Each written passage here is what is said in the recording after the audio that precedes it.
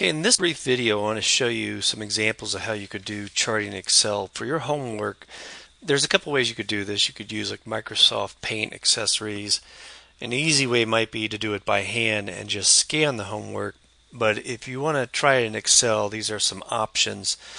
Again, Excel can be a little bit more challenging, so you just have to be careful, how you select your data. But there's some other valuable resources out there on the internet too to help with graphing Excel. But I'm going to show you kind of what I know is from doing a production possibility curve and a basic supply and demand example. So the one I started out first here with dealing with the production possibility curve, and this is the example on page 31 of your textbook. First thing I'm going to do is just going to highlight the data with the headings and the numbers, and then if I go up to insert and if I go into the scatter chart, I'm going to select scatter. I'm going to do smooth lines. If I scatter with the smooth lines and I click on that, it gives me a production possibility curve.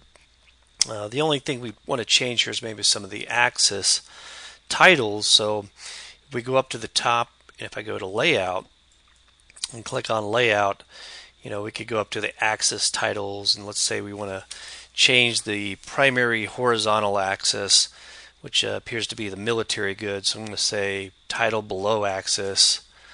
And you kind of see here, but if I type up in here military goods and click enter, that will change it down here on the bottom. And if I wanted to put something on the vertical axis, I could go up to the axis titles again.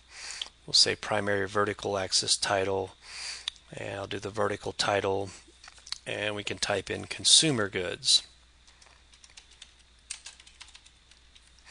And you hit enter, and you kind of see where it's put that there. And then if we also wanted to kind of just call this like the production possibility curve line, I could right click on that.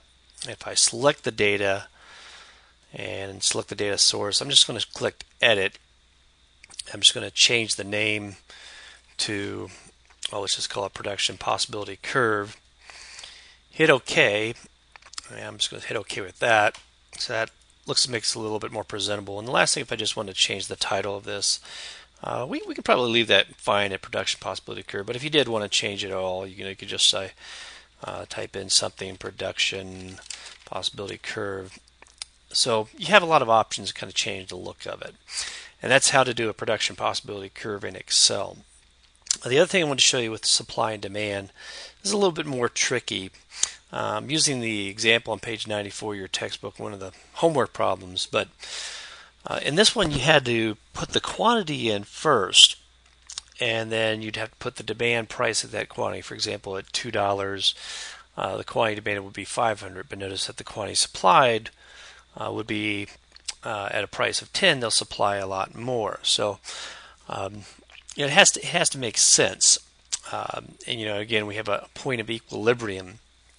So again, various prices are going to dictate different quantities demanded and supply. But if I highlight the data here, so I'm going to go all the way through, and again, if I select up to insert and go to the scatter, and again with smooth lines, what it does, it gives us a nice little chart. So it puts the price on the vertical axis, which we want, and the quantity on the horizontal axis. And again, if I wanted to put some titles, again, I could go to layout and go to axis titles, and for the horizontal, I'm going to put quantity on that one, so put a title below, and I'm just going to type in quantity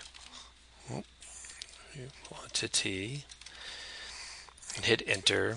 So that put the quantity below. And if I wanted an axis on the vertical, put one vertical title, and I'm just going to type in price. So gave us a nice supply and demand curve, and showed us the point of equilibrium at a price of 6. We'd have 300 quantity demanded supplies would be in equilibrium. And that's just a simple way to do production possibility curves and supply and demand curves. And again, for the sake of you all doing your homework, choose what works best for you. If it's just drawing it and scanning it and attaching it in a file, I'm fine with whatever you're doing. Just kind of main thing is that you understand what you're doing. And that is it.